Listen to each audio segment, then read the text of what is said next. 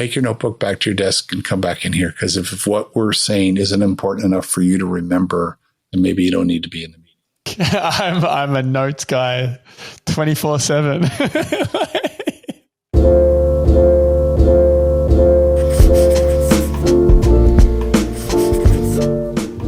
Before we get into it, I'd like to chat about today's sponsor, VitaDrop. I've been using the VitaDrop sleep product for about a year now, and it absolutely blew me away the first time I used it. I looked at my sleep tracker and it had a 30% increase in my REM sleep. I'm somebody who spends a lot of time trying to optimize my sleep, and I'd never seen anything like that have a significant impact as it did. I remember messaging the co-founder, podcast guest, as well as a good friend of mine, Charlie, about it the next day, completely blown away. And then I've also shared this information with a number of people who have come back extremely surprised and very impressed with how much better they've slept once they've taken that sleep product. So they have 4 different products for 4 different day-to-day experiences, one of them being sleep, the next one being hydration, the third one being focus, and the fourth one being a collagen supplement. You can grab them both in ready to drink and in sachets that you mix with water. So if you're interested, use the code TOT in the description below to get 25% off your next order. Mark, welcome to the podcast. How's your evening in Santa Barbara? It is beautiful. I'm not allowed to talk about the weather because it's a great way to break rapport with people because it's just so gorgeous here all the time. I think that's a trap though in itself. Yeah. You become weak. Someone said, because it's winter here ostensibly, and it was 85 degrees. It was beautiful a couple of weeks ago, and I wrote to someone, and she wrote back, says, "Have you never lived anywhere where there was weather?" I said, "No, I'm good. I love it here, and I love being outside. I love the blue skies. I love fresh air. I love nature, all of that. So it's perfect for me." Yeah, it's a very special part of the world, that just long stretch of beach. Yeah. Etched into my brain. There you go. Absolutely love it. Nice. I have this little theory about weather though, and cities and the impact that weather has on cities. So it's probably not a theory. It's probably true that good weather makes a huge difference. We have the Channel Islands about 20 miles offshore. And what those do is they break up the prevailing winds, and so with the temperature here, the climate is extremely temperate. We're also surrounded on 3 sides by mountains. So we can't grow anymore. So the population we can only go up, and we've already legislated against that years ago. So we're kind of a fixed population. And the weather is beautiful. It all goes north of us or goes south of us. California is shaped like an elbow, and we're just below the elbow, and the islands protect us. So you're right. Weather makes a huge difference. The other thought was that with cities with bad weather might have better creativity and culture because people sit in their rooms, in their houses, having a shit one for 4 months of the year and process. I think there's truth to that. I also believe, though, that a lot of people have written about creative economies and artistic economies, and being able to be out and socialize with other people is really important. I think we learned a lot of that from COVID. I did a bunch of shows on COVID and creativity, and a lot of people who you would think would love the time. I did a lot of work with singer-songwriters. We have lots of people here in Santa Barbara who are in that field. And I thought, gosh, you can be all by yourself. He says, but I can't get any inspiration. I need to go see people. I need to watch people doing things. I need to, and I said, well, yeah, but you play on Zoom. And he says, no, not the same. So yeah, definitely.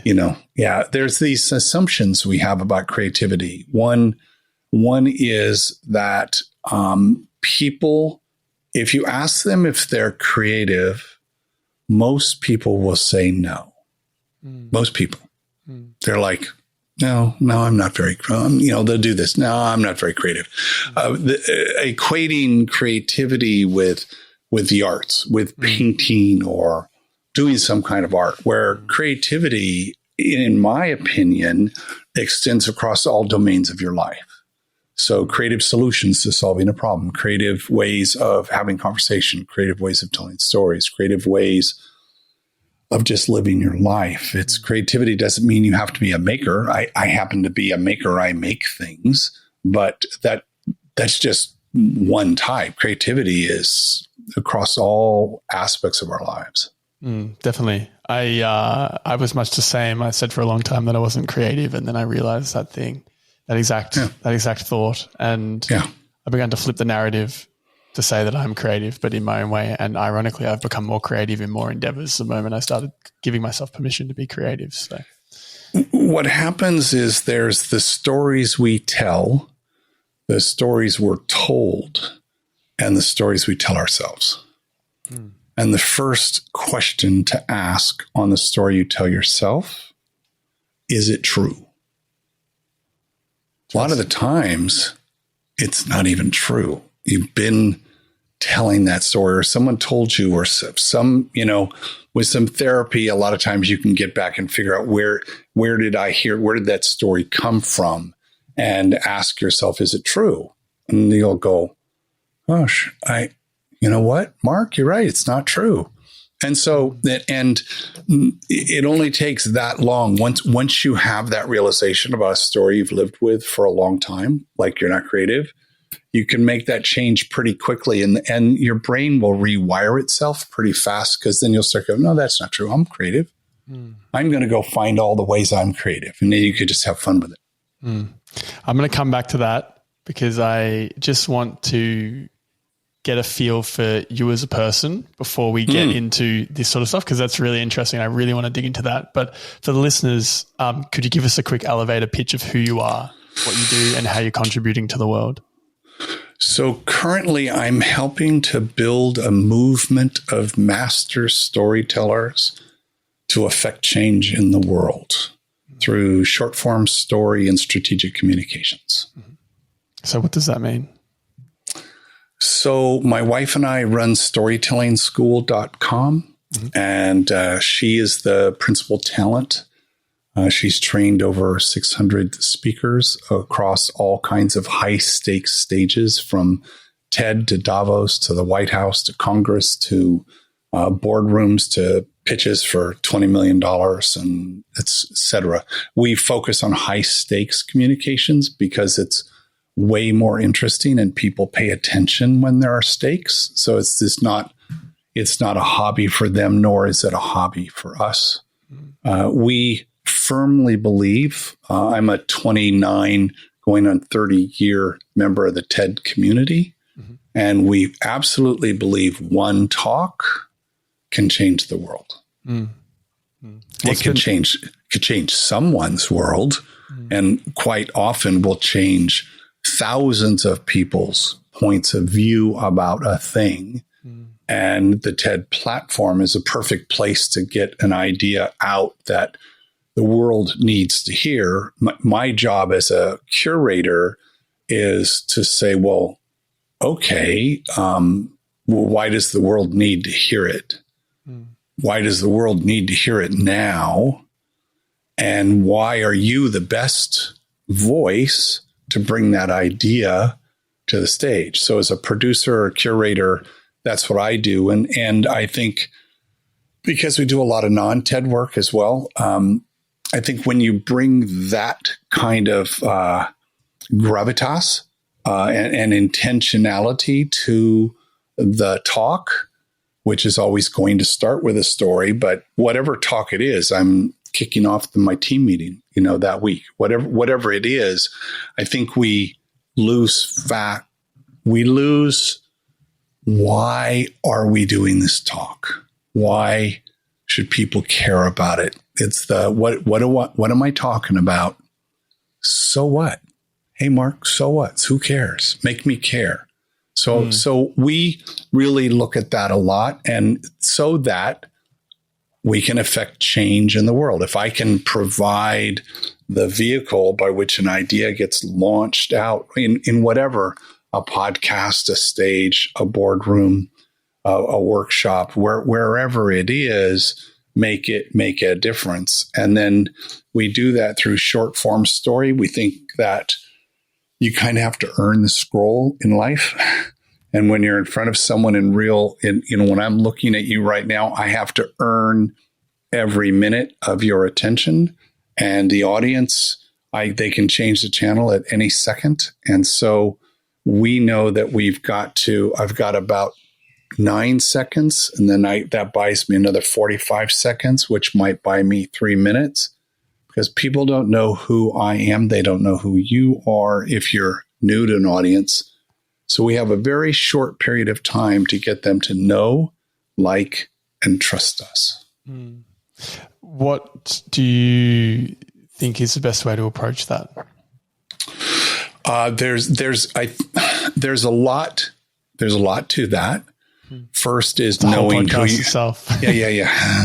It's storytellingschool.com has a podcast we do every week. We're pushing up against 200 episodes. So we talk about applied storytelling. So storytelling in the workplace, how do people use story in completely unexpected ways? But I think the first thing to answer your question is, why do you want to be in front of these people? Like, really, why are they there? What does your audience need? Not what do you want to say? Most people, I need to say this thing. Now it's all about me, as opposed to why are they here? What do they need to hear? What is their expectation? What outcome are they looking for? They're giving up valuable time to sit there. What the promise was, you were going to come speak. What are you speaking about? Why do you think that's important to them? How can you design, develop, and deliver your talk so that it meets their needs? And if you do that, again, most people, not all people, but in general, they don't think about it that way. They think about the nuts and bolts of doing a talk and putting the talk together rather than the strategy. What do I want them to do? Yeah. What do I need you to change your mind? Do I want to challenge you? Do I want you to join my cause? I want you to give me some money. Do I want you to hire me? What do I want? What do I need you to do? And am I expanding my influence out into the world so that I can make a difference in the world? And so these are all the bigger questions in life, aren't they? Starting with why, Simon Sinek. Yeah. Well, there's a good example of Simon's talk, bounces between first and third most listened to TED Talk, but it was given at a Tedx in a community hall. Looks like it was shot on an iPhone. Doesn't matter. He's on a stage with a flip chart. Literally every gesture, every word, every way he moved was planned, was orchestrated, was rehearsed. And it was so good because it was so in his bones, that talk. He felt it, he believed it, and it came across like he was just thinking about it right then. Right? And the best talks are like that. It feels like it's stream of consciousness, and it feels like it's impromptu kind of talk, yet the best talks are not. Here's a good example. Malcolm Gladwell came to Santa Barbara several years ago, and he walks out and he says, as I was driving up, I thought about this Civil War general. And this general did this thing, which led me to think, which brings me to the conclusion of 45 minutes later, I'm like, dude, he just figured that out come on. And I talked to a buddy a week later and he goes, yeah, we saw him up in San Luis Obispo. He told the same story, and went, oh no. But that's, he set the hook and had me. I was thinking as I was driving up. So, but that's part of the plan, right? When you're really a good storyteller and public speaker, that's what it's like. It feels fresh and like you've never given the talk before. Have you read How to Tell a Story and Other Essays by Mark Twain? Oh, no, but I'm taking a note because Mark Twain is one of my heroes. Yeah, it's what is it called? How to Tell Stories? How to Tell a Story and Other Essays. It's a little book, Great. But yeah, it was really interesting because I agree with you completely. I think well, the big thing I've learned in my shortish time on this earth is we learn everything through stories. Nothing locks in unless it's visual, and you develop visual understanding through stories. And we've been doing that for thousands of years. The ability to retain that information when they look at fMRI data. If I put up a PowerPoint, give you a list of facts, bullets, so to speak, it lights up 3 regions of the brain. If I tell you a story, it lights up 7 regions of the brain. Mm-hmm. And there's the auditory learners, which is why podcasts are so great. The visual learners, where I've got to, see one, do one, teach one. And then there's the experiential learners. It's like, no, they don't read the manual. It's just like, I'm going to sit down and do that thing. Mm. And the trick, I think I think there's a lot of tricks to being a really great storyteller and speaker is how you involve the audience in what you're doing, so they're part of the experience. Not that you have them come on stage at all, but energetically you engage the audience. I do this trick. We do this where I want to see how far back in the audience, how many rows back. I literally play this game that I can. If I say, yeah, I mean, you know what I mean, right? And I want to see how far back I can get people's heads mirroring whatever it is I'm doing. Right? How you far understand, right? And I can get about 20 rows back. I also will pick 5 people. We teach this as well.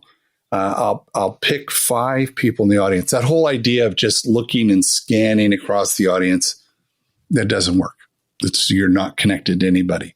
But if I'm looking right at you, like I am right now, and you're in the second row on the aisle, I'm gonna tell you 2 or 3 sentences of the story. I'm gonna make sure you are paying attention to me. And then I'm going to, as I transition to another part of the story, I'm going to find another person, maybe in the center, maybe a little further back, maybe closer.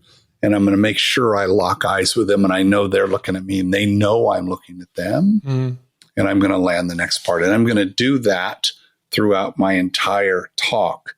And what happens is that radius of vision extends about 5 people in us all around them. So everyone feels, because again, it's not about me. It's about you. It's about the audience. Like, do you understand what I'm saying? I understand that exactly. Yeah. Are you doing that to me right now? And I'm 20 rows back. I love it. Yeah. It's, you've got me thinking there because, so just for context, is on the side, I DJ a little bit and I'm big in music, and Fun. I might go through waves of kind of confidence and lack of confidence. And when I'm really confident, when I'm really on my game, my head's up, I'm scanning the crowd. I'm like doing exactly what you're saying. But when I'm not, my head's down. I'm not really looking into engaging the audience, and it's not as receptive. And I noticed, going to concerts and stuff, that there's been moments in time where there's an artist with thousands of people on a stage and they might lock eyes with me and they'll maintain that eye contact for an extended period of time.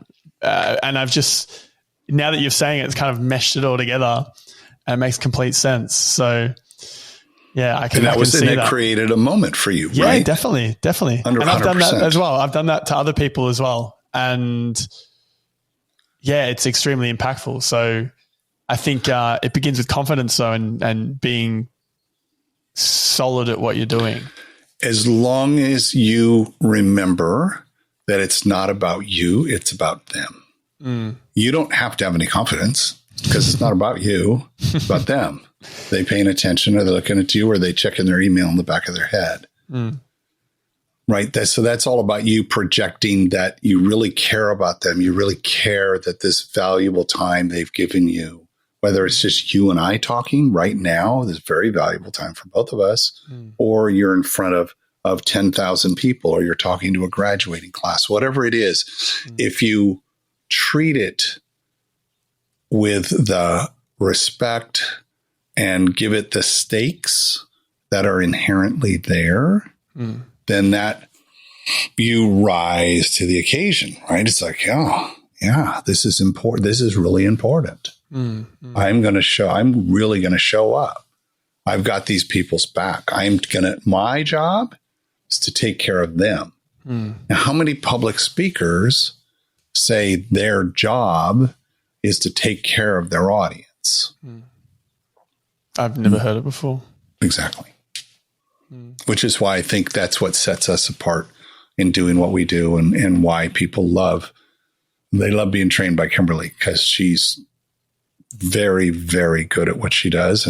And my job is to remove all the friction in the business 100%, whatever, there is no friction, so that she can be best at helping those people. And then when we do events, or we just came back from a 2-week storytelling retreat up in Washington State, my job is to just make sure I'm also a chef. So private chef for the 2 weeks, and have a dozen people there who are kind of like our black belts, and work with them on really getting into the stories about them, their businesses, and how they're going to grow their businesses over the next 3 years, and how it's all wrapped around story. So my job is to make sure like all of that just works. And just because, to your point, when you're looking out over the audience, you're in a flow state, right? It's it's just, we're going, right? There's no friction, right? If someone gives you a weird, something they don't feel, like friction doesn't feel good. But so if there's someone in your life making sure there's no friction, it's kind of limit. Yeah, exactly. What are your thoughts on creativity and art, and just using the DJ and musician example, where you might be doing work or putting something out there that the audience that you have doesn't quite maybe understand, or appreciate potentially yet, and there's the balance between catering to the audience, but then also pushing the art and knowledge forward? So, the way I answered that is does the audience need to be pushed, or does the audience just there to enjoy themselves? So, like, you may like a certain kind of music. You may know, hey, this cat's hot, or whatever this is really good. You should know about this. So you have the word should in there, which sucks, right? You should know this guy's really good.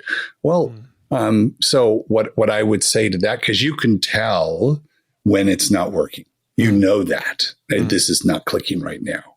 So as a DJ, you can just cycle right out of that song and right into something they're going to like, right? And then note that, right? Note it. Say, hey, that didn't really work. Why do I think that didn't work?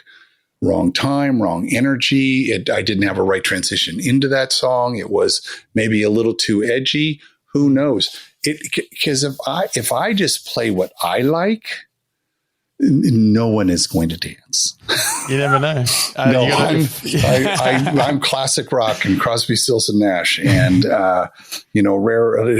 My playlist is very, very, very diverse, and I put together music for the opening. We run an improv school, and I'm in charge of the music as people are walking in. And I have music that I think just great Motown stuff. I mean, stuff that it's just like, let's get going. And my wife comes up, she goes, what are you doing? What are you playing right now? What is this? I go, this is great. Just this is terrible. You have to, people don't know this music.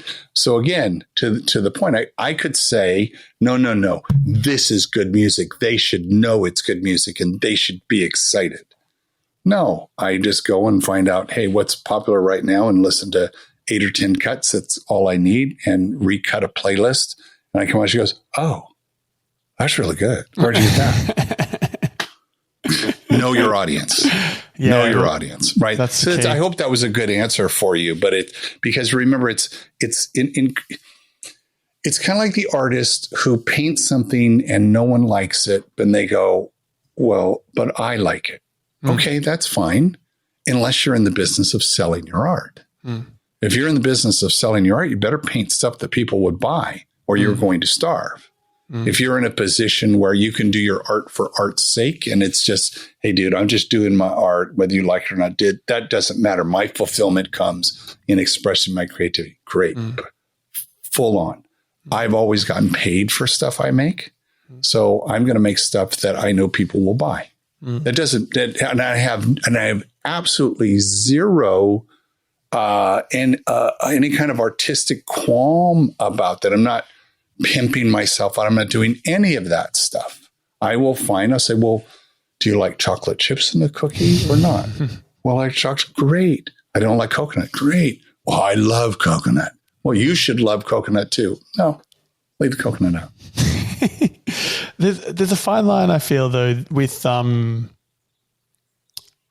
my experience of maybe putting products together and a lot of things in the world, people don't necessarily know what they want. 100%. 100%. And I think, again, back to knowing your audience, I'm thinking about, I may not, if we stay in the music realm, I may not have ever been exposed to classical music.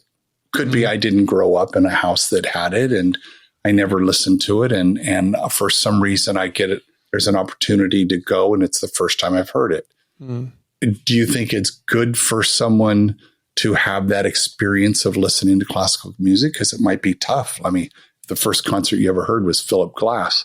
That's that's an acquired taste, my friend. That's, that's a deal.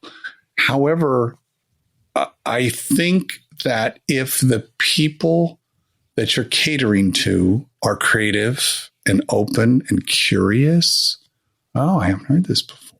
Oh, tell me more about this. Oh, well, this guy has been playing since he was 4 and he's like this saxophone wizard. Well, no, I never liked saxophone, but this is okay. We'll keep going. Let it go. Keep going. I'll listen. So I think I'm thinking of critical acclaim. I'm thinking of the film that all the critics like, but Rotten Tomatoes gave it a 40. Right? It's kind of what you're talking about, right? The critics say this film is good for you. You will be a better human by watching this and understanding what they're trying to do. But if I don't understand the nuance just washes over me, or I didn't really get that dynamic between those two characters and what the critics saw. Oh my God, what do you mean you didn't like it? Yeah, it's all right. I want to go see a Marvel film. That's not the audience, right? However, if someone's curious, like we have the Santa Barbara International Film Festival does screenings all year long through their cinema society. And we get those kinds of films. You're like, God, not sure I really understood that. However, they have a Q&A almost always after the film. The writer, the director, an actor, a producer, whomever.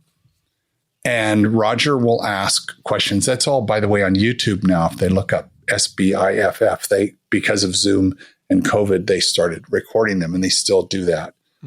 Now you listen to it and you go, oh, wow. Because Roger teaches film study and he asks questions that are like, oh, I'd never thought of that. But I think if you're not curious or you're not open to learning, like it self-identify as a lifelong learner, then I think you're going to be hitting your head against the wall. However, if you're with people who are listening to the music who are like, they trust you and your judgment, you're the DJ, right? You're curating the music for them to create a mood and a vibe. That's your job, right? And you know them well enough. If it's not hitting right, you kind of want to know what's the deal, right? Because you want to be better. You want to have a better experience for them. Is this all making sense, sir? Yeah, most definitely. Cool. There was a thought that I had there, but it's gone now, so it doesn't matter. It's all good. I lost it. Where are we going to go from here? Sorry. I had a question that I wanted to run by you, but before we do that, I think we should dig into your history just quickly because you've skimmed over a couple of things that I think are really, really interesting in the way that you view the world and the way that you've navigated the world. So, from what I understand, maybe my timeline's a little bit off here, but you were a chef and then you moved into tech. Was that the initial shift? Yeah. So if we do it by decades, it works pretty easy. I'm 70. Okay. This is what 70 looks like. You look great, man. Thanks. So when I was 20, I moved just before I turned 20, I moved here to Santa Barbara from Los Angeles, got a job cooking. And I had cooked throughout my 20s until I was 30. And I took a course, a one-day course on computer graphics. And it just opened my mind. And it's just like, yes, that's what I would like to do. No one was doing anything with computers at the time. It was 1983. And I was like, oh my God, this is spectacular. I have no idea where to start. 6 months later, incorporated Wavefront Technologies. And we created the first computer animation system for motion pictures that was not in a lab in a university or a big corporation. So we were the first to do that, received technical achievement awards for various pieces of the software. The software we finally created was called Maya. It got an Oscar. The company got an Oscar for creating that. It was like I've recently learned is the last time they gave an Oscar to a company. This almost always goes to a person. But it was a technical achievement. And I did that for 20 years. So until I was 50. And then when I was 50, we kind of done all of the things, become the number one animation company out there, became very well known for all of that, sold the company. It was all the good things that happened from that. And had an opportunity. I'd been going to the TED conference for several years. Had an opportunity when TED was sold to Chris Anderson to produce an experience for the attendees on how they could get to know one another better while at the event. This is before Facebook and LinkedIn and all the million ways we have of social networking. We created a thing called TED Connect to show off the capabilities of Macromedia to be able to do live video chat, which no one had done, to be able to create a matching engine that was built on like 200 different things that a TEDster might be interested in, what they were seeking in life and what their values were and what all of that might be, right? Like someone who was insanely curious and had done a lot in their life. They were well-traveled. And so they were jaded to a certain extent. So how do we do something that was visually interesting and actually worked? So it was based on this concept that when you go to TED, at the time, it still is invitation only. And you know that there are amazing people there. You just feel that when you're at TED. There's 1,000, at the time, 1,000 people. And we believe there's probably 3 people, were you to meet them and have a good conversation with them, that could materially change your life. So if that was that was a foundational belief. Okay, who are my 3? All right, I got 1,000. Well, I can't talk to all of them. So we built a matching engine to help you visually see. It looked like a radar. And there were little pins on it, and your pin was in the center. And people, based on 4 different quadrants of your life, would be close to you, and the pins right in the center, those were the 2 or 3 people who were most that you shared. Of these 200 things, you could share maybe 30, 40, 50 things in common, which might take you how many dinner conversations to figure those things out. Oh my, you know him, or you know, or you're wanting whatever. And it was incredibly successful. We hoped that 30% of the people would try it, and almost 80% tried it. We got written up in the New York Times and Forbes, and as this cool new way to navigate a group of really highly intelligent, interesting people. And we did that, and people started saying, gosh, you're the guy who did the pin thing. Well, yeah. And he goes, I love that. I want you to make that for my company. Oh, no, we just did it as this fun thing at TED. No, seriously. Let's talk next week. MTV and United Way and Polaroid, all these companies. It was very fun. So we did that for 20 years. We figured out how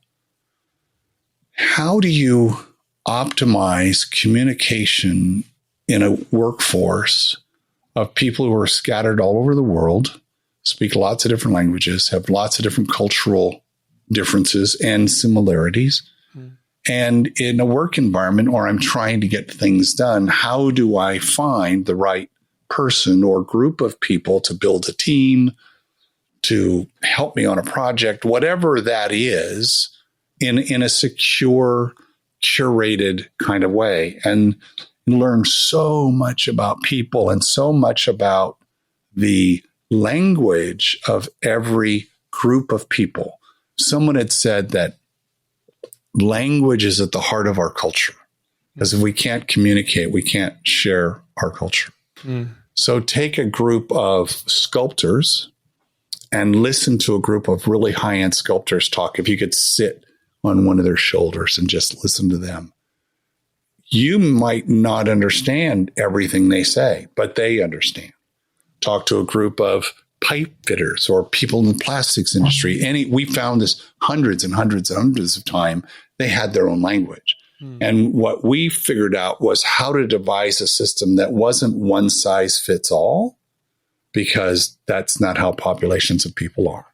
So have a system that configured itself and grew so it learned the language of, and I don't mean English or whatever, I mean learning the jargon, right, of a group of people. And so that then they could connect. And now I know that you're my guy because we're talking about the same things. That all makes sense? So we did that for 20 years, won a bunch of awards for the software. And then so that was 52, just 10 years ago, started to really look at the TED world in terms of how could we get more involved. So we started Tedx here in Santa Barbara in 2009. How does that work? So what happened was the TED community would gather once a year in February or March. We would go back. We'd be so stimulated because we'd watched 70 or 80 talks. We'd had incredible conversations. And it's just, you're like immersed. So it's not like you watch a talk and then a talk. You sit and you watch 8. You have a break and another 8. We would come home and try to explain the transformation that had on us. And all of us experience this similar kind of feeling. And people just are like, I don't really, it sounds cool, man. Glad you're doing, whatever. And so we would prevail upon Chris, like, how could we have more TED? Like, how could we bring TED to our hometown? How could we do salons? How could we have it in New York and San Francisco and LA and things off cycle? And so they tried a little bit of that. And then they hired a woman who had been a licensing expert at Microsoft, who knew how to license. And she figured out, spent a year doing it, understanding what makes the TED brand. Like, what is it about that? And how could we package that up so a civilian, anybody, literally anybody can go to the TED site and get an application and sign up to do a TEDx in your town. And so it started, there was about 100 of us that did it the first year. USC was the very first one. And we did it for, I think in my 8th year, we started to see that a lot of people had questions like, how do you really do all the stuff? Like there's 35 things you need to be good at. Like I'm building a television studio. I have to coach speakers. I've got to get sponsors. I've got to build a website. I have to have a ticketing system. I have to feed all these people. I've got to build a set. I've got to all the things that I need to be good at. I love TED Talks. I just want to do a TED. Why is there all this drama? Welcome to the wonderful world of events. Yeah. Exactly. Right. And you know about events, right? Yeah. And so not everybody does. Like that there's not a prerequisite that you know that. What you do if you're a first-year TEDx organizer and your application gets approved, because they want to know where are you going to get speakers, what's your jam, like what do you want to talk about? You can get a license to do a TED for 100 people. And which is perfect. And you do one for 100. And then the next year you can do another one for 100. And then if you go to a TED event like TED Summit, TED Global, Main TED up in Vancouver, if you do that, now you see, this is what because there's so much more of TED that's not in the talk, right? The talks are nicely edited 9 to 18 minute pieces that are perfectly packaged. And you see, I have to figure out about that. And I got to figure out seating. I got to do lighting. I've got to all these things. If you do that, they'll say, okay, now you can do a license. We'll give you a license for more people. I love interviewing as you do. So I started a show called Hacking the Red Circle. Like, how does a civilian who's not an event person be successful at producing an event? So I did 100 shows. I talked to people all over the world. We talked about how do you do one of these in a university? How do you do one of these inside a corporation? How do you do TED specific or just event specific? TEDx. Yeah. How do you coach the speakers? How do you approach sponsors? How do you manage a graphics and a brand guide? Right, which I know you've got a brand guide. Like, how do you do that? What does that even mean? Some people say, what do you mean a brand? Yeah, your TEDx Santa Barbara salon is a brand. I'm jealous. Zealously guard that brand in terms of the kind of people I bring, the kind of graphics, the kind of all that stuff. And that show was so popular because people could go, first timers who still listen to it all the time, can say, I don't know how to do X. Oh, great. There's no doubt 2 or 3 episodes about that, because I would talk to people in general. I talked to one guy in Nigeria who did a TEDx event, and his big problem was power would always go out. And he was talking about how they had to get power goes out during our talk. And he didn't even blink. He just took his phone, turned the flashlight on, held it up while he's talking to me. And I was just like, there you go. That's a moment. Thank you. Yeah. Brilliant. I feel like you've had a lot of wide experiences in your time. You've lived a long and varied life. And on the point of stories, is there one story that just stands out to you that is etched into your mind? There's, I wish I could say there was one. We teach a thing. It's called a story arsenal. This is mine here. And the story arsenal is lists of hundreds and hundreds of stories. So, because if I'm going to go talk to a group, which I do all the time, I'm going to figure out like what do they need? They need a lesson on resilience. So I'll think of a story of a time when I was resilient, or my resilience was tested, which would even be better. And then I can work backwards from what lesson do I need to tell, and I'll work back this story from there, and then I'll do a talk.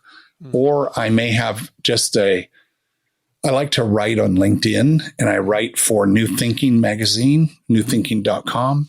And they really like anecdotal stuff. So telling a story about how I started Wavefront, telling the story of how I went from the kitchen to starting Wavefront, how I got involved in TED. I was a Christmas window painter from the time I was 16 until I think my last windows were when I was 30. I painted, so that's 15 years I painted Christmas windows. That's how I made all my Christmas. That's how I made, it's how I made all my my money to be able to buy presents. It was expendable income, cash.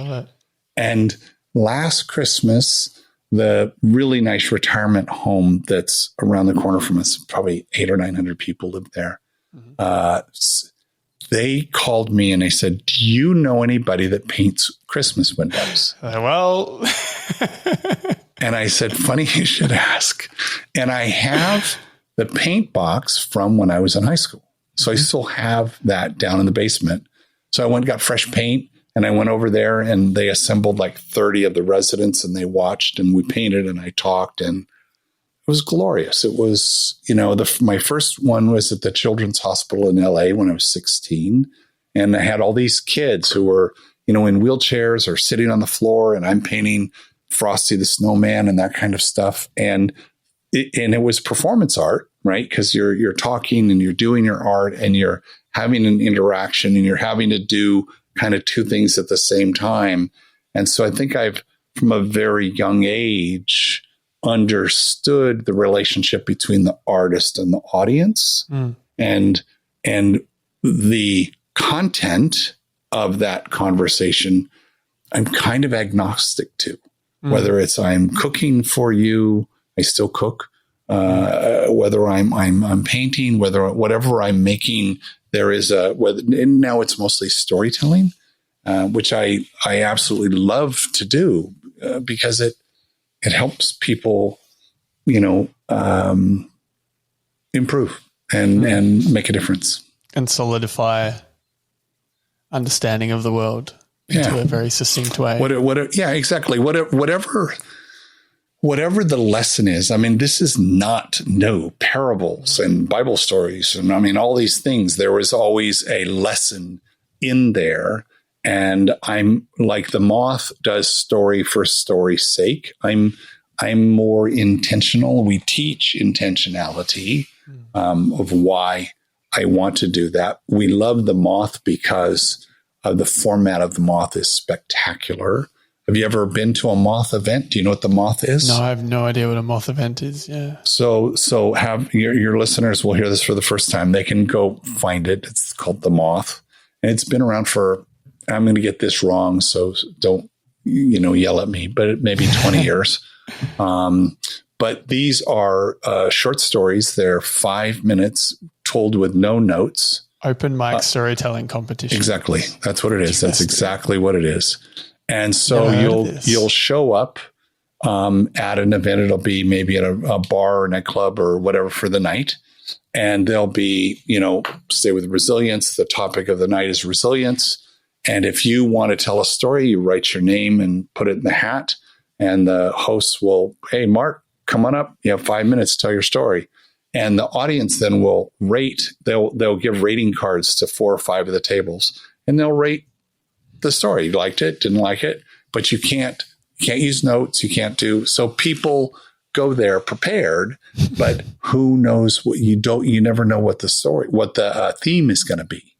And the people who go through these competitions and get up to the upper level, the grand slams, they then get paid and travel. So there's a traveling moth show that it comes to Santa Barbara once a year. Comes to most cities in the United States once or twice a year. It's fantastic.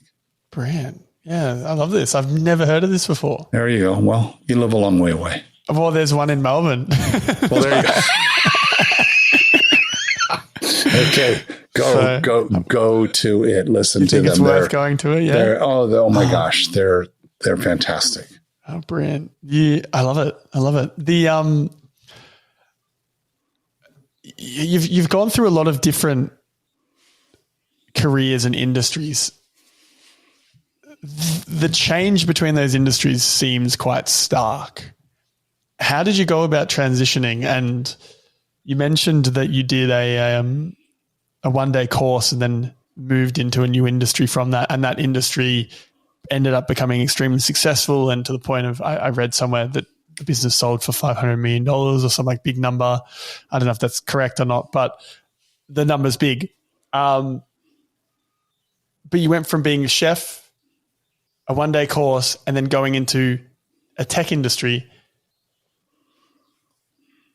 How did you do that? And you know what I mean? I think that's the simplest way to ask. Yeah, sure.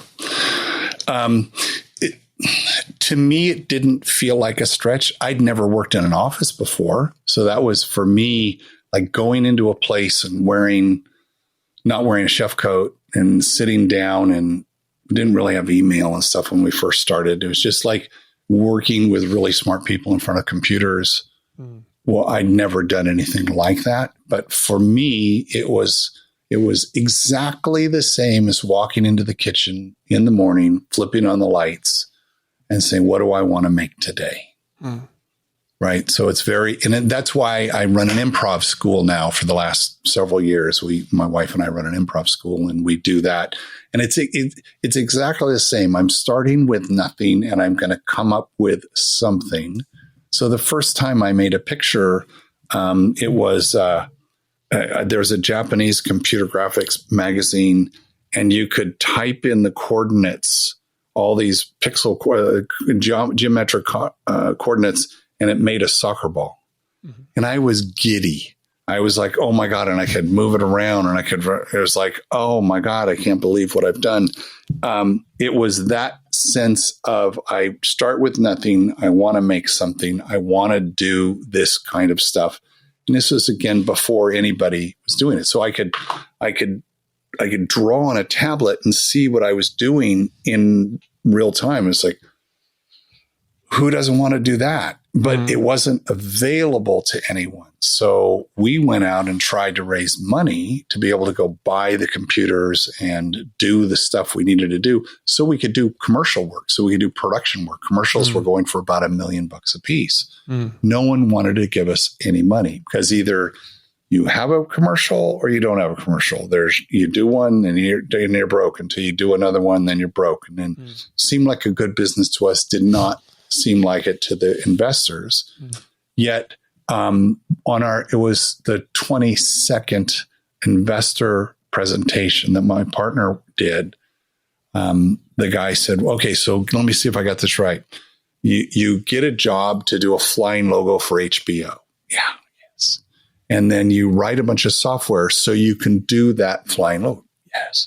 And then you do it, you render it, you get your money, and see you later. Well, yeah, that's the business. He says, is there any reason you couldn't sell the software that you made to do that, so other people could do that? And Larry didn't even miss a beat. He said, if we could, would you give us money? And the guy said, well, yeah, because that's a different business. That's a software business. That's not a production company, because that's got ongoing revenue, because you can sell it and sell it and sell it and sell it. And he came back and he said, I think I got us money, but we're now a software company. And so, one thing led to another. It wasn't magic, right? The way things work. It took a while to do that. But that, the early 80s to the mid 90s was a period of creative exploration and explosion from people who would either buy stuff that we had done. There were 3 companies like ours, or they would have their own programmers and development people like Pixar, like ILM, like Sony, who would take a base package like ours and then augment it with their own stuff or write their own code. The problem, though, was that as these companies and as the industry grew and as it become more cost effective to be able to do visual effects, electronic games, industrial design, the onus on design schools and art schools was to teach animation, modeling, rendering, texturing, compositing, all the different skills. So a company that had a educational program had a leg up. So I fought hard with our board to say, we need to give away the software to schools so that people train can the next generation. Yeah. And because GM is looking for people, they go to the university, they go to Ohio State and say, hey, I need people. And so eventually, so that took a little while, but at one point, at the high point, we had 500,000 people learning Maya at one time. That's a very smart insight. You start early and then they entrench into the product. Took it from Steve Jobs. That was that was what he did, is give it away to the schools. And now so we soon had a problem, because what would happen, you'd have a school that had a lab of maybe 50 computers, and that's being taught 6 different classes. You have 300 people who are learning, which is great. So they're either starting businesses or getting jobs or whatever they're doing. But they would also get jobs in the community to do logos for TV or whatever it was, take away work from the paying customers. So that became a conflict, right? Because the paying customer would say, hey, hold it. These kids don't have to pay, $65,000 a seat for license of software. It's not competitive. So we went in and just watermarked anything came from a school, had a big watermark on it, and they couldn't. So it's there to learn. You want to get a job and make money doing your art, go get a job and make money doing your art. Yeah, and pay for the licenses. Yeah, exactly. It's a tool. Yeah, brilliant. So you kind of just followed your curiosity. 100%. And then when did you make the jump from being a chef into being part of Wavefront? So that first 6 months, so it was myself. I went to see a buddy of mine, the guy who was raising the money, and I said, hey, I have this idea. I took this class. I think that there are people who would love to do, I want to do it, but I think people would love to do computer animation. And he had just come back from the Consumer Electronics Show, and he had a stack of brochures from all the companies that were making presentation software that you could shoot on a film recorder and make slides. This was like the big deal. Buy, a $20,000 computer to make slides. He goes, okay, here's what we'll do. I'm going to give you all of these brochures. You figure out which one we should buy. I'll buy it. You do all my work for free. And then if you can make a business in the, off cycle, good luck. And he says, I know you'll make a business out of it. I know you do that. And so I started calling these companies, started getting demos. And a few weeks later, I got an opportunity to go to Los Angeles, where the only company that was doing visual effects at the time was Robert Abel and Associates. And I called and I said, hey, we're building, we got a production company in Santa Barbara and we're doing computers. I'm just I'm a cook, and the person says, well, you can't just come down here. You got to get a vice president to okay it. And all. I says, great, put one on the phone. And so a guy named Bill Kovacs, who has since passed on, RIP Bill, he goes, Santa Barbara? I love Santa Barbara. I'm up there every weekend with my wife and kids. Yeah, sure. Come on down. When are you coming? So a couple of days later, I called my buddy. I said, field trip. We're going to get to go down and see a, visual effects studio. I mean, this is going to be cool. And we go inside and there's a VAX computer, which at the time was the fastest you could get. It produced 1 MIP. I think my watch has more power than the VAX. But it was in a big room, like this big room with wires coming out. And there was a little room in the back. And he walked us in the back. It was dark. There was a screen and 6 people gathered around and they were shooting. They had a film camera shooting off the screen the 3D election graphics for the 1984 presidential campaign, which was going to happen later. And I was like, oh my God, this is so beautiful. These people are so smart. And they were, oh my God, it was just like, yes. And so he toured us around. We saw all the stuff. And we took him out to lunch. And we said, hey, we're doing this thing. We're building a company. Gosh, we could sure use a guy like you. And the three of us started Wavefront. I mean, that was how it happened. And and several months later, it took a while. It took probably 6 months to where we had code that, we could sell and get out there. And one of our first customers was NASA in Houston. And the head of graphics for NASA saw us at this trade show in the spring, said, I want you guys to come out to Houston and we'll show you what we're doing. And the Challenger had blown up and they were recreating the Challenger accident using data to be able to recreate it perfectly. So they needed a system that could eat real-time data to be able to, and not just have it arbitrary animation.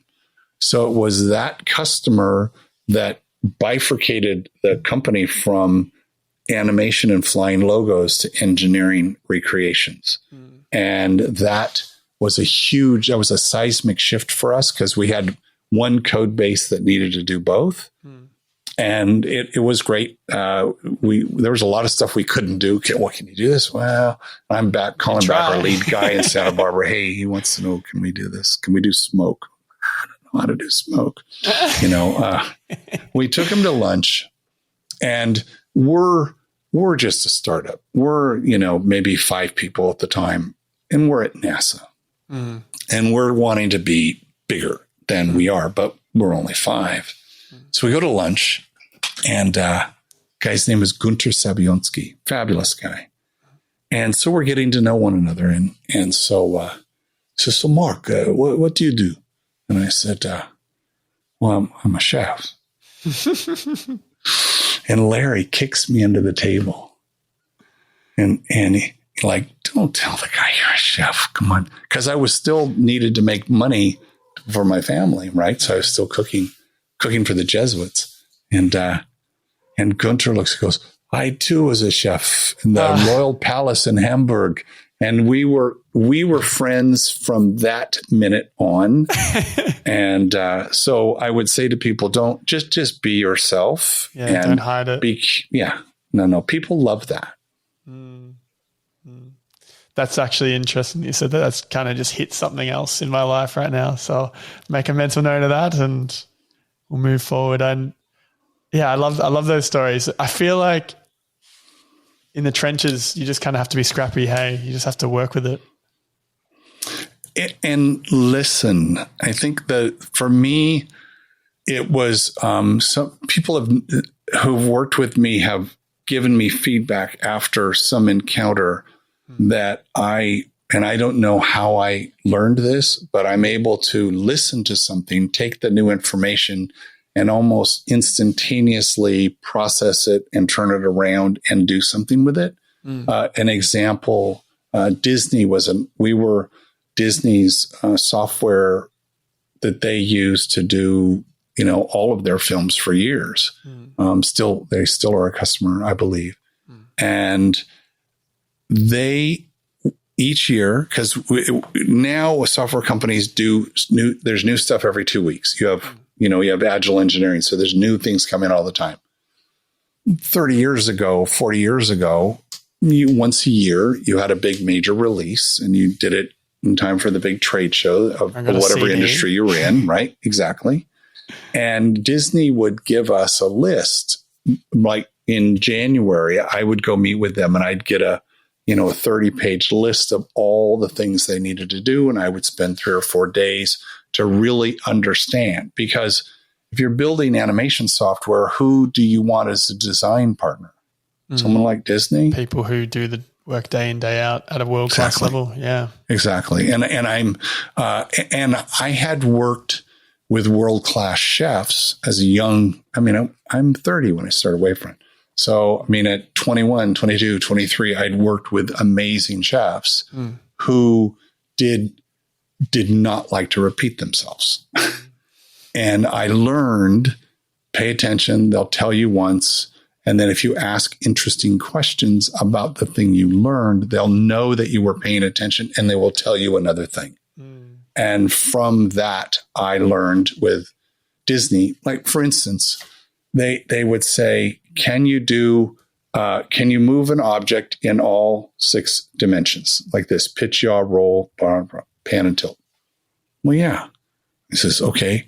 He says, because if we were going to make a car go around a corner, we have to be able to do all of that perfectly in 3D. I go, great. He says, your engineering guys just want the car to go around the corner. He says, but with us, that car's got to go, woo. It's got to, kind of bend a little bit and take off. And so I was like, I didn't know anything about squash and stretch and all of these, again, back to language, the language of animators, to learn those things and then come back to my team and say, this is what I learned. And then they're, wonder how we're going to do that. And then they would figure it out. And I'd come, in sometime everybody had worked all night long. Mark, come here. They go, we figured this, whatever that thing was. And so that period of rapid innovation and then getting it to a customer, okay, try this thing, that just in time kind of stuff was like that for 10 years. It felt it was, and it was so exciting. The first time you saw cloth, the first time we saw wet cloth on a character in a major motion picture was Stuart Little. When he falls into the washing machine and they pull him out and the cloth algorithms had to understand what being wet was. So and there was something from Wavefront. Yeah, something as we did all that. Wow. Yeah. There's just all the time. There was The Matrix was one that was shot down there where you are, and working, with those guys at Fox Studios to say, okay, well then we have to do this, and Keanu has to be a digital Keanu who goes and he's got this cape, so not that I knew how to solve it, but I knew how to listen to what they were trying to do, come back and talk to my guys and say, this is what they're trying to do. And so my title was ambassador because I was never trying to sell anything. I was just trying to give the audience what they need, which seems to be a recurring theme. So I want to quickly jump back. You mentioned that you worked with world-class chefs and they would not want to repeat themselves. But then you also mentioned that, and let me understand this a bit better, they're not expecting you to understand everything they've said to begin with, but they're expecting you to listen and be curious. And then from that place of curiosity, you can begin to learn more. They're open to telling you more, but they don't want to tell you the same thing over and over again. So, I mean, I think I'm pretty slow sometimes. So I'm using this as a tool. I'm thinking this could be useful because I don't get things very quickly straight away. But I'm like a repetition person. For example, I did well at school, but the only reason why I did well at school was because I got a huge book of questions and did every single question until there was almost nothing that I hadn't seen before. But I've noticed challenges where, if I'm with somebody who's quite fast and very intelligent and very switched on in their domain, I can't keep up, but what you've said has kind of opened up a little idea of, all right, listen attentively. Don't feel stupid about asking more questions as long as you're asking thoughtful questions. And then over time, it will allow that knowledge to develop. People appreciate when the person they're talking to is actually listening to them. Do you think it's missed? Do people just not listen? Like, what's going on here? 100%. Why? Because they're just like being polite. Oh yeah, okay, whatever. Because what's being said isn't interesting to them. If the thing that is being said is interesting to you, you will pay attention. There's stuff we live in now. We live in something called an attention economy. but we've always had that, right? We've always tried to get people's attention. This is why we talk about expansion of influence. How do you expand your influence? How do you get people to pay attention? The pace of your speech, the way you talk, the way you look at, I mean, just try this. Next time you're talking to someone, look them straight in the eye and don't let them look away.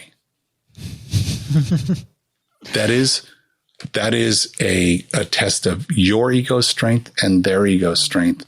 And you are connecting through their eyes, and you're connecting to them, and you know they're listening. You know they're paying attention. I was fortunate with those chefs I mentioned.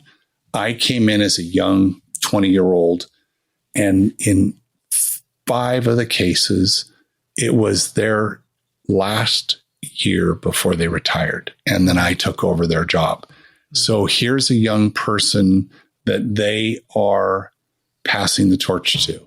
And they want so there's a great desire for them. So it was like the universe put us both together for a reason. And it became very obvious to me that there was a lifetime of learning in these people. And if you could just get them to talk. I was at Westmont College here in Santa Barbara. I was the sous chef. And Veen was Chef Gregson. It was amazing. And 2 weeks into it, the salad girl says to me on a break, she says, what are you doing? What do you mean? He talks to you. Yeah. He doesn't talk to anybody. What do you mean he doesn't talk to anybody? Oh, no, he's famous for not talking. So he talks to me all the time because I listen and I ask questions. Hey, I don't understand. How are you doing? And the first time is, hey, get away, kid. You're bugging me. And if I'm genuinely interested, I want to be better. You look like you know how to do this thing. Show me. And this is the ancient apprenticeship model, right? If you have that kind of thinking, if you're a lifelong learner, on one side of the coin is student or apprentice or learner. That same coin on the other side is teacher, mentor, sage, that. And as we go through life, I'm in the the elder position now. So my thing is mostly teaching and helping young people and helping men, figure out how to be better dads, better sons, better brothers, better fathers, better employers, better employees, all of those kinds of things. And yet I find people who are not learners. They don't have this coin in their pocket. They're not going to teach me anything, and they don't care to learn anything. They're just getting through the day, get to the weekend. And it's like, great. But then I find the people who are really curious and really listen and want to do the work and want to put in the time. It's like, hey, let's go. Let's do this. Right. Because then it's fun. Because then again, what did I say at the very beginning? To affect change in the world. Why am I doing what I do? To affect change in the world. So if I've taught you or you've learned, if I said something that triggered something for you and materially affects how you show up going forward, did I make a little change in the world? Yeah. Heck yeah. That's why I want to do that's the exact reason why I do this podcast. Yep. Exactly. Yeah, exactly that. I got a call, it was 8 or 9 years ago, on a Sunday night. It was kind of late, and it was a buddy of mine, and he said, I want you to come and run a strategic retreat for my company.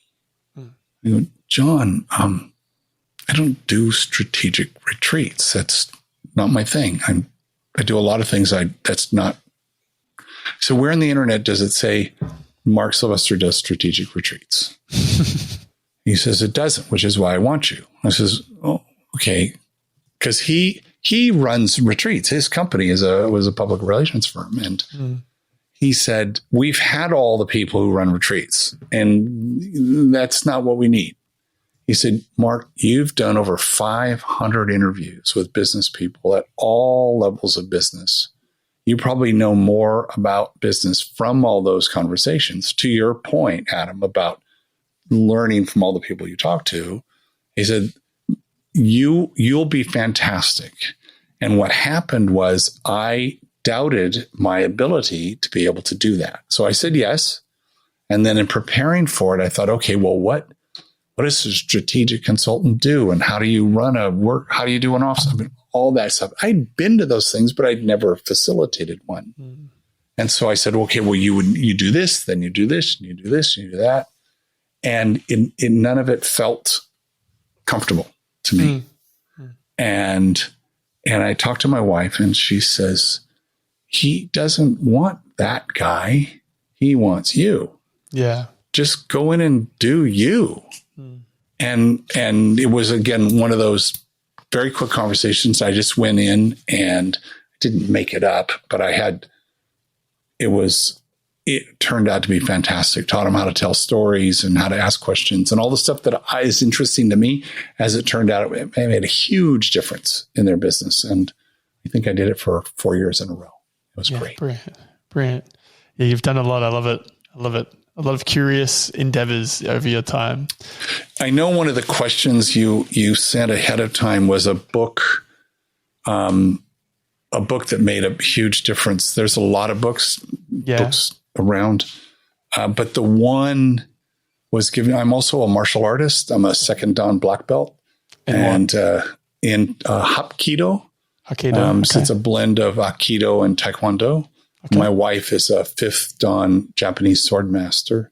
Yeah, wow. So that's the other thing that we do. We live a martial life. What is a martial life? A martial life is courtesy, integrity, perseverance, self-control, an indomitable spirit. I love that. Straight I've never up. heard that before. That's how I interpret it when asked that question. So everything for the last 20 years has been guided by that. Grandmaster Wheaton, our sensei, this is 15 years ago. And he knew me pretty well because I got my first black belt at 50. And he said, you need to read this book. And it's by Michael Gelb, and it's called How to Think Like Leonardo da Vinci. And I was like, I have Leonardo way up here, and it's like, nah. But I was like, here's a guy who knows me really well. I'm going to read the book. And I instantly fell in love with it. And I instantly fell in love with the pillars that he believes are the things that made Leonardo successful. Michael had done a bunch of study. And the first one was curiosity. And it was, and do a lot of different things. All my life, people have said, you have to do one thing to be sick. Be focused, Sylvester. I was like, yeah, but I'm interested in a lot of different things. And then that book gave me permission to be the guy who's interested in a lot of different things. It's okay. So ever since then, I was like, okay, I'm good with that. But the other thing is I didn't realize he was the guy who invented mind mapping. And do you know what mind mapping is? Mm-hmm. So I've been mind mapping for 20 years. Now I use software to do it, but I've done drawings. Most of my whole life, I think is the way I think of things. And now even my menus are all done with a mind map, which is a great way to think. So I just thought. So give me an example of a mind map that you've done recently. I love, so when I am preparing for an interview, I will figure out what are the 3 or 4 pillars of this person's life or ideas, or the idea. How do I break the idea down? And then I'll say, okay, now then I'll have that written in a bubble. And I'll say, okay, well, what are 5 things that would be interesting questions to ask about that? And then that'll make me think of 3 or 4 things. And then I just free form. I call it dive in and discover. So my TED Talk was about how to do this. So I dive in, discover. It's like, I don't know anything about this. I might be Googling stuff. Who knows what I might be doing. But then I have this whole page of stuff. And then I do the next step, which I call cluster the chaos. So a mind map's great. So now I can start attaching disparate ideas and cluster them. Okay, here's all the ideas or questions around this piece. And then boom, boom, boom. And then you can fold these nodes up. And then I can just look at it and go, okay, that's the general texture or the shape of that conversation or the story that I'm going to write or whatever it's going to be. And then I can start to say, well, what would be the most interesting thing to start with? Then how would I follow that up? And then how do I go from there? And then I do this when I'm helping someone. I help people design podcasts. So I'm a showrunner. So I'll help people figure out, how do I plan, produce, publish, promote, and partner a show.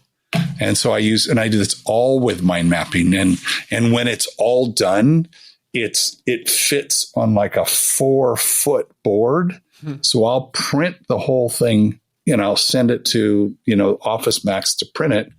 And then I'll mount it on foam core and give it to the client to put up. I said, that's what we're building. I love it. What do you use to do? What program do you use? I'm on a Mac, so I use something called MindNode. There's a million of them. It's the one that I like. Try them. Most of them have free. I think the one that is most popular is called Miro, Miro. Okay, yeah, I've used that. And why do you use MindNode instead of Miro? Because it's really simple. Because it's really simple. Miro is. I have a buddy of mine who's a Miro black belt, and he uses all the stuff. I need that much, so I just turn all that other stuff off. So it's yeah, I'm going to start doing that. So I guess the next time, so basically just for the listeners or myself when I'm working on something, so it's a good time to use a mind map would be, let's just say I'm working on a new product or a project that I'm thinking of putting together. I just begin to mind map the ideas around that project, and then it's an early stage of like iterating good ideas. Exactly. Gotcha. Yeah. So the way I look at it is if you're on the brink of a big opportunity, you've got this idea. I think this would be a good thing. I think this might be a good product or a good business idea or a good project, whatever it is. I don't care. It doesn't matter. You just accept that it's your problem to solve. That's the first thing you do.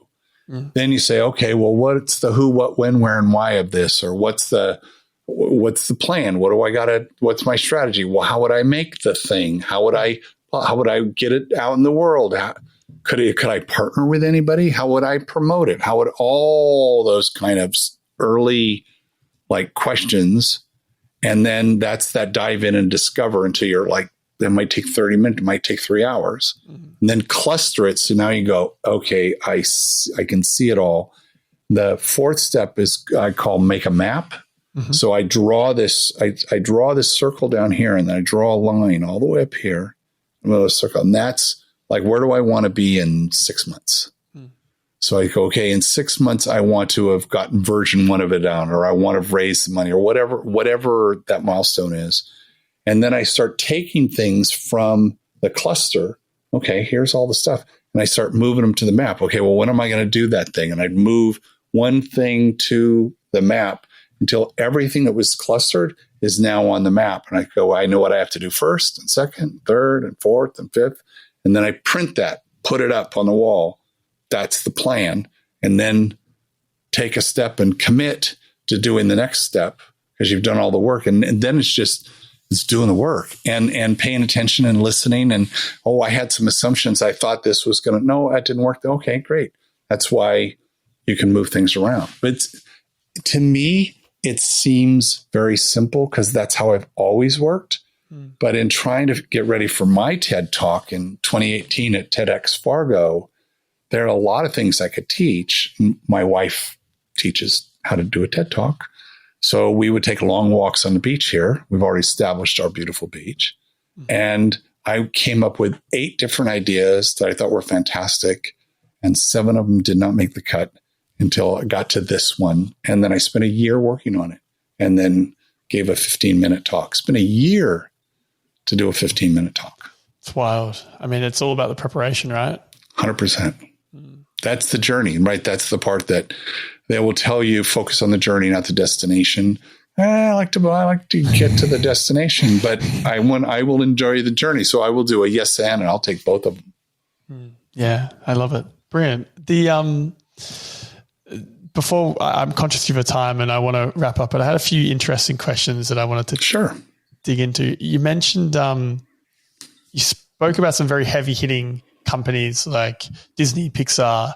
Off air, we spoke about working on Lord of the Rings, and it seems as though the role you took was a picks and shovel role to the creative art. How did it feel to be a part of? It seems like a big part of developing an industry like the work that Pixar's done as a whole. It seems like a very significant thing to be a part of. Looking back on it, absolutely, it feels like, yes, it was a very big thing. In the moment, it didn't at all. It was, here's a problem that is blocking their progress. Or Lord of the Rings is a really good example. They got the contract to produce the films.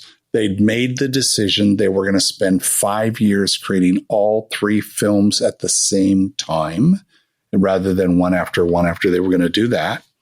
And they already knew that they needed a software partner who could grow with them. And they knew that there were going to be substantial challenges to be able to recreate what Tolkien had described in the books, and that the software did not exist. So they needed a partner who was willing to work with them over the long haul. And I said, gosh, how great is that? You're telling us what you need. It's kind of same thing in the kitchen. Well, how do you like your steak? How do you like your sandwich? How do you like okay, great. I'll do it that way. So in some ways it's kind of that simple. At the time, it was, none of us knew those films were all going to go and win Academy Awards. None of us knew, that for the last 31 years, every film that's won the visual effects category used software we created here in Santa Barbara. We didn't know any of that at the time. It was just like, let's solve this problem. Let's solve the next problem. Or the sales guy would come and say, hey, we can get our software into DreamWorks if we could go show them we could do this, this, and that. And that was me, usually, who went and did that. So at the time, you don't see it as being momentous. You look back and you go, wow. Yeah, okay, yeah, you're right. We did that. But and I think that anybody, if you're truly entrepreneurial, you are fixated on solving a problem that enough people have that it's worth your while to work on solving the problem. And if you also have a good business head and have people on the team who know all of that, you can figure out, okay, well, how do we develop a business model that will pay for the development of that and healthy returns for people who've invested the money? And did we all know that visual effects would turn into the kind of industry it is today? No. No. Are we glad it did? Yeah. 3 years ago, it was kind of right in the beginning of COVID, NVIDIA, who is one of the 7th largest company in the world. They make all the GPUs, the graphic processing units that allow this kind of work to be done in real time for games. They showed a short clip, a little animation called Marbles. And a buddy of mine is the vice president of the media and entertainment division there. He and I worked together. He was the one who brought Maya to the Mac. He ran that team at Wavefront. And so I saw this real-time ray traced 500,000 polygons all in real. I was like, okay, this is nuts. This can't be done. This is what we wanted to do, And now I'm looking at it on my screen. And I wrote him a quick letter. I texted him and I said, dude, what did you do? I mean, how? And he goes, oh, yeah, I know, right? I mean, that's pretty cool. I said, no, this is insane. I didn't believe we could do this 30 years ago. He goes, would you? What's it called again? Well, the company's called NVIDIA, NVIDIA. No, NVIDIA. I mean, the Marbles. The piece was called Marbles. But that's the one that opened my eye. And he said, would you write an email to me that I could share with my team? Because, you're one of the pioneers. I go, yeah, sure, of course. And so I wrote the letter and the team was very excited. They invited me to do a lunch and learn on Zoom. And, I'm talking and we can talk geek talk, right? Because again, language of people. And in one of the questions, this engineer says, Mr. Sylvester, I have a question. I was like, oh God, when someone starts it like that, he wanted to tell me that when he was 12, his father bought him an SGI computer and a copy of Maya for him to play with. And if he didn't do that, he would not be in this seat today. And thank you very much. And it was like, boom, drop the mic. Brilliant. It all comes around full circle, like what you were saying in the schools. It's exactly the same thing. Yeah, to affect change in the world. Yeah, I love that. I just for my personal interest, did you ever meet Steve Jobs? Absolutely. And I've got a Christmas card from him that I took all of the artifacts from Wavefront. They were in 64 boxes of 2,000 items that I'd collected over the years, and I donated them to the University of Minnesota, to the Charles Babbage Research Institute. They were building a collection on the beginning of computer graphics, and they focused on the companies that were in Southern California. They felt it was the birthplace of a lot of the innovation. And the curator flew out here and saw the stuff. And one of the things that I pulled up first box was a Christmas card from Steve. And he was like, he said, okay, we're going to take all of this stuff. So it was a slice in time, like 20 years documented. What was it like? Because I guess I admire a guy like him, and I see the way he interacted with the world and impacted the world. And I've read a couple of his books and, the autobiographies, or the biographies. Did you read Walter Isaacson's book?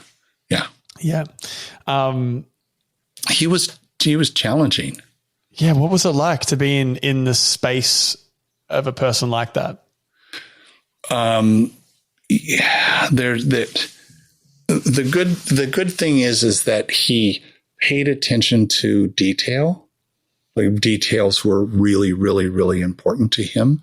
And he recognized people who were thinking good and thinking on their feet and paying attention. So I think we got along very well.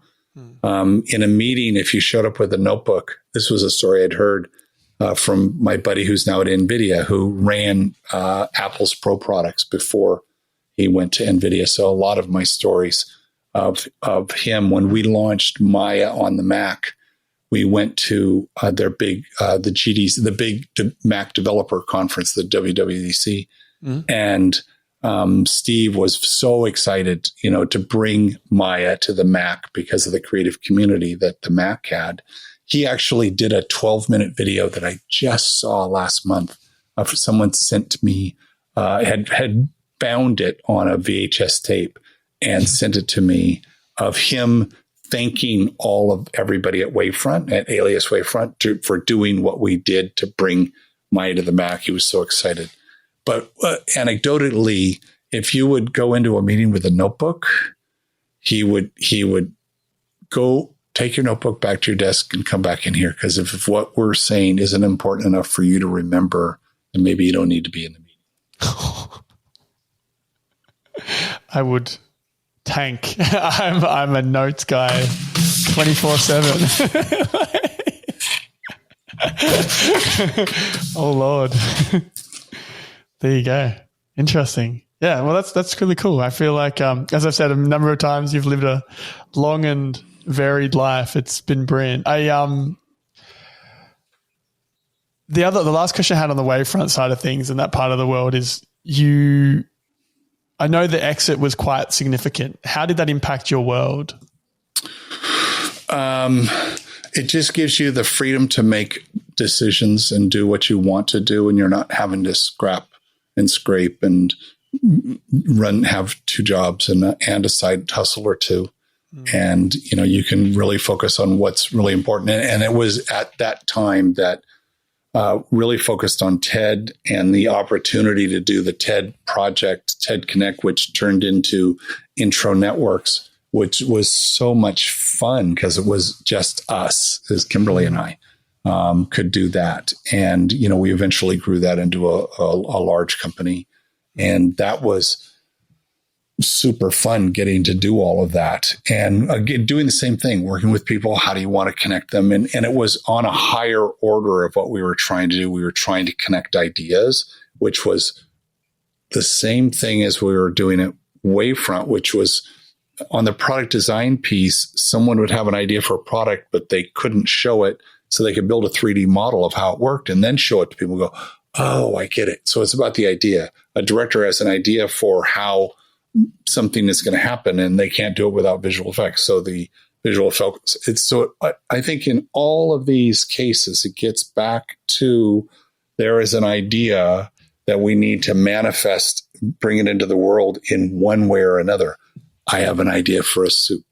I have an idea for a movie. I have an idea for a book. I have an idea for a talk. Mm. And when you take the money that when you move up the Maslow's hierarchy of needs, and you can really focus on what any of us really want, is we want to be connected, and we want to be recognized. Right? We want to feel connected, which is love and community and being a part of something and social and all of that stuff at the very top. I want to feel connected. I don't want to feel alone. Okay. So if I'm just like, I don't know where I'm going to get my money. I don't know how I'm going to do this thing. I just feel alone in this pursuit, this grind of I got to do this. I got to do this. I got to, because I need the money to make the thing to do the deal. Right. And the other side of that coin is recognition. I want to be recognized as the guy who's got the answers, or somebody recognized as someone who pays attention, or who cares, who's creative, who loves people, who gives to the community. All the things that are not money, they're recognition. Recognition, an easy tip if you're a leader, recognition's free. It does not cost you a penny. Say, God, that was a really good job. That was a great choice you made. Last night in class, we teach improv on Tuesday nights, and there was a woman who had shown up. It was her first time in our school. She'd heard about us. She dropped in. She was so good.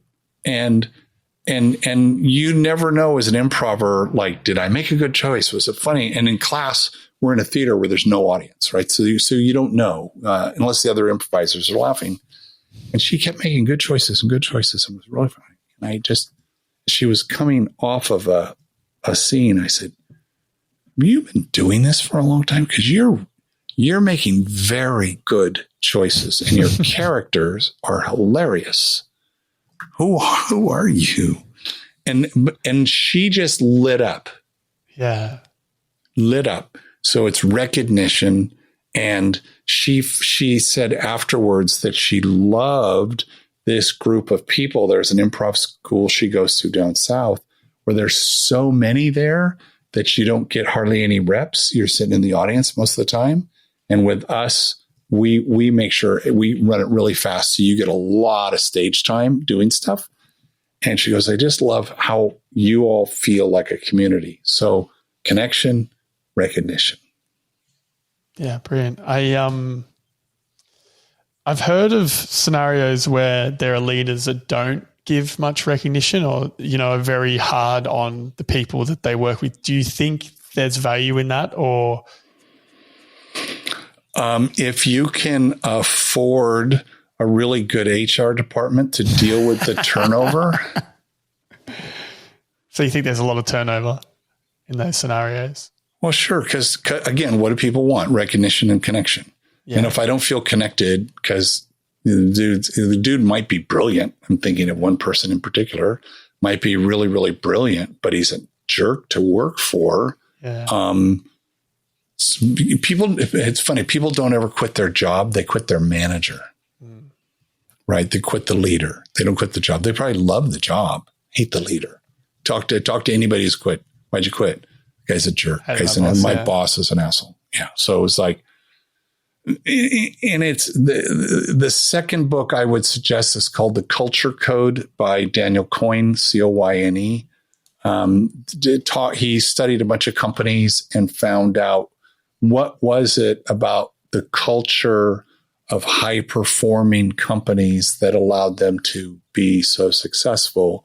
Turns out that there's a lot of things, but the main takeaway is that everyone feels safe in the company. And so what does safety in the company look like? Well, if I raise my hand in a meeting and I have an idea, hey, I have an idea of a different way of doing that. And I say the idea, and the boss goes, Sylvester, shut up. Come on, that was terrible. Right. Yeah. I don't feel safe. Am I ever going to contribute again? No. But instead it said, God, that's really interesting. I don't know that we could make that work, but why don't you go think about that a little bit more? Because there's now I was heard. So I was recognized. I feel connected to them. And they're like, oh, okay, well, yeah, I'll go do that. I know it probably wouldn't work, but and they saw a little thin thread of something in there. Again, that does not cost, it costs you a minute, costs you 2 minutes. Yeah. It's carrot and the stick, I guess, right? Depends on your style. Yeah, I think people are motivated for a lot of different reasons. One of them is money, right? The carrot. Like I want the money. Some of them it's the intellectual stimulation. Some of it's I want to be part of something that's making a difference. There's lots of different reasons people are motivated, and there's a million books on those things. And if you're a really good leader, you've probably read a few of those books because you want to be better. It's go back to my wife as a Japanese sword master. Can she use that sword? Can she do all that? 100%. And does she still sharpen that sword by working on sidekicks for 2 hours? Yes. So as leaders, always sharpening our sword and getting better. Can I be 1% better today than I was yesterday? Can I pay a little bit more attention? Can I listen more? Can I be more interested? If you want to be interesting, be interested. Yeah, I've noticed key takeaways from multiple books that I've read. Sure. In 3 or 4 of those points that you made. Yeah. Those are my idea with books and talks, lectures. If I can get one thing that sticks with me in a week or 2 weeks, or that I tell someone else, it's a win. Now, were there 100 things in the book? Yeah, probably. Yeah, absolutely. But if there was one, that's a win. If I didn't get anything, So I kind of focus on, okay, what's the core idea? Just like a TED Talk. Like, what's the idea this guy wants the world to know? Why does he want us to know it? Why does he want us to know it now? And what gives him permission to be up here with this book and asking me to read it? I like it. I like it all. I've had a really good time talking to you about all of this. I appreciate your time a lot. I do have a couple of rapid fires. If you do it, if you would entertain me, let's get some fun little ones done. What's been your favorite failure? My favorite failure is there's a bunch of them, but it was as a window painter.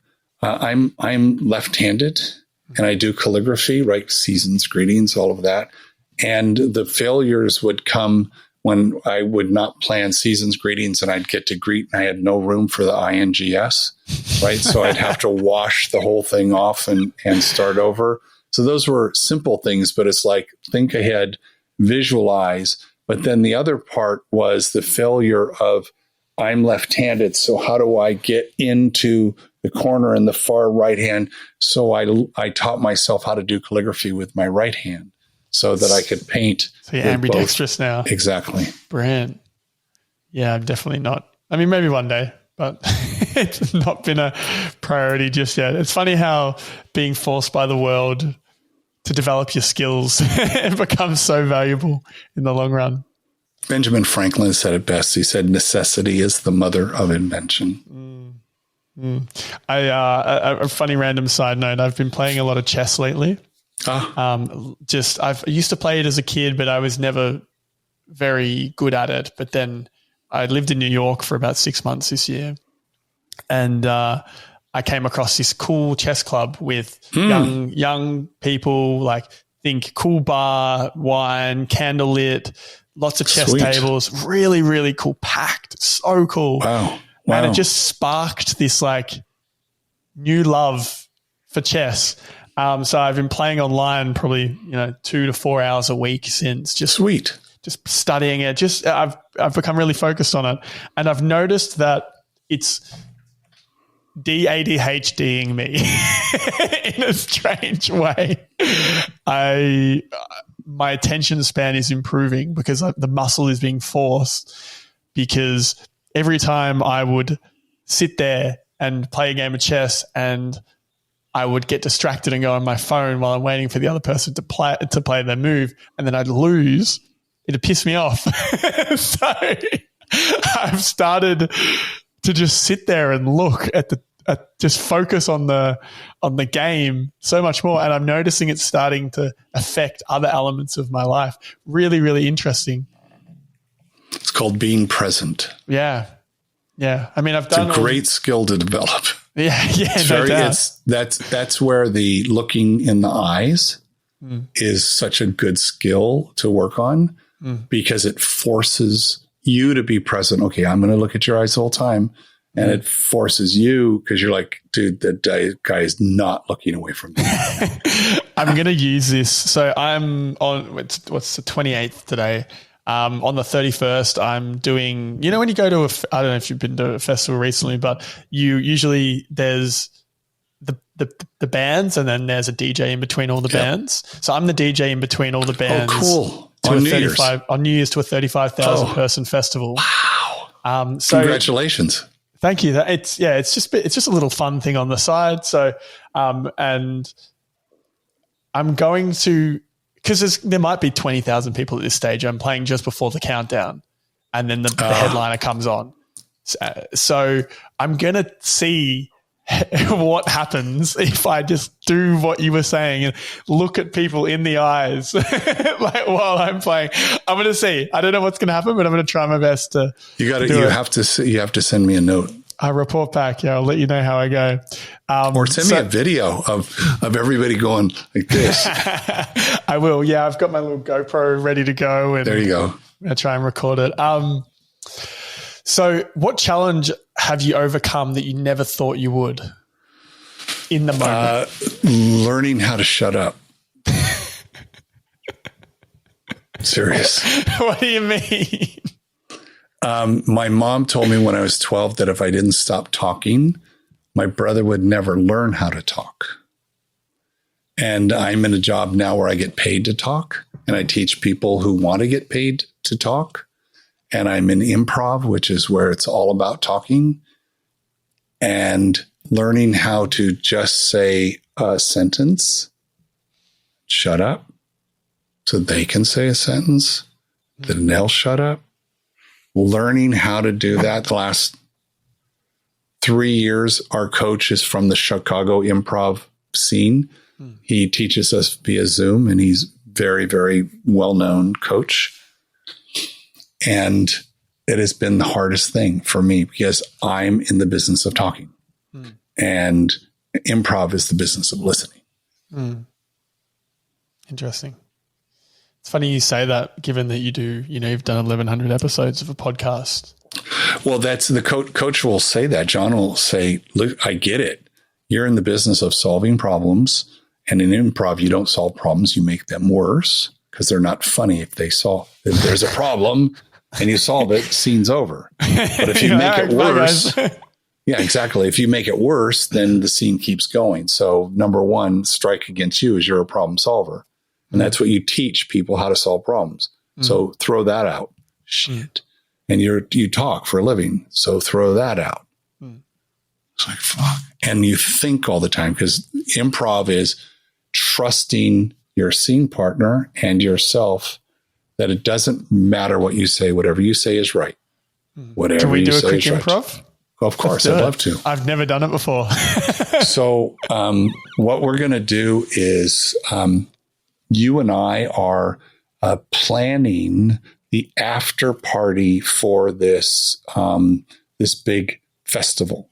Okay, you and I are in charge of planning the party, and you're going to have an idea for whatever we should do, and I'm going to say my response will be no to whatever you say. I'll say no, but, and then I'll put out another idea, and then you'll take my idea and you'll say no, but, and give me your idea. We'll do that 2 or 3 times. So let's try that. So you and I, Adam and Mark, are in charge of the after party. This is going to happen like at 4 a.m. Adam, start. What's your idea? All right, Mark. First things first, we need alcohol. No, that's just going to put people to sleep. We want them awake. I think we should do a coffee bar, and people can make whatever kind of coffee they want. We'll just keep them all jacked up till sunrise. No, but I think people are going to be a little bit worried about social connections and wanting to need that social lubricant. So what if we did coffee and alcohol? No, I kind of like where you're going there, but I think that the alcohol actually inhibits the people, and maybe we create some, I know what we'll do. We'll create some kind of cool social interaction game that gets everybody talking to one another. Nah, but if everyone's just talking to one another, I feel like people will just fall asleep. It's 4 or 5 in the morning. I know what we can do. A petting zoo. We'll surprise people with a petting zoo. And scene. Okay, so now what we're going to do, same 2 guys, same party. We're going to pick a different aspect of the party, something we've got to plan. And what I want you to say is yes, but, instead of no, but, yes, but. And I'll start. There's going to be a lot of people want to get into the party, and we want it to be really inclusive. So we'll get a huge tent, like 3 times bigger than the green room. And that's where we'll have the after party. Yes. But what about if all the famous artists want to come through as well, and they're bombarded by people, the normies? Yeah, but we could make a VIP section, so we could have a VIP. Like we could have tents just going on and on to the most VIP is at the very end. Yeah. Yes, but doesn't that effectively become the event again? Maybe we should sell some tickets for this as well. Oh yeah, but I think people will feel entitled to go to the party and not have to pay again. So especially the artists, right? They got paid. They're not going to pay. Yes, but maybe we can change the way that people view the world. And scene. So now we're going to do one more. We're going to do one more. And this time, and you're going to start. This time we're going to say yes. So we're going to, whatever you say, yes. and I'm going to add something to it. I'm going to take your idea and put a little cherry on top of it. And then you're going to do yes. And we're going to do that. Okay. So you start. Okay. Same setting, but it's a different aspect of some other part of this party. Same setup. Okay. We also need to organize food. You're a chef, right, Mark? What would you be interested in getting in? Yeah, that's a great idea, because I've always wanted to do something like really extravagant. And I've thought about like the chef Andrade who did, the chef at Spago who did the after party for the Oscars. Oh, that's a great idea. I love that. Yes, and we can make it vegan, vegetarian, meat. We can do everything. What's your favorite cuisine? Are you thinking? Oh, that's such a great idea, because Australia is unique in that it has all the world's cultures are represented in Australia. Like, that's one of the really cool things about Australia. So what we could do is I will get in touch with the top 3 restaurants in maybe a dozen countries and get their best recipes, and we'll learn how to do those. And so people can taste foods they've never tasted. Yes. And I've seen something recently where they have a big table and there's no plates and all the food is just on the table. Maybe we can do that as well. That is so cool. That's like a Middle Eastern kind of thing. You know what? Maybe what we do is those tables, we only have them about a foot off the ground. So when people are eating, they're sitting, so they're more comfortable. They can eat. We'll get really nice napkins that are like souvenirs, so they can keep it. So they keep their fingers, and we'll have scented dipping bowls for their hands, and they'll eat with their hands too. So that it'll just be very like earthy, and I think people will dig that vibe. Yes, and we have 1,000 people coming, so we need a really, really long table and a really, really long tent. That is such a great idea to go with this idea of inclusivity. The tent guys, it's easy enough for them to make a tent a mile long. We probably don't need that, but it might be a quarter mile long. And I think if we go to one of the table people and tell them what we're doing, like, this has never been done. Hey, I know, let's call Guinness, and we'll tell them that we're doing the longest after party with foods from around the world. And we did a table that's 500 meters long. Yes. And just to add to the fun of Guinness, everyone gets a pint of Guinness on arrival. Oh, and scene.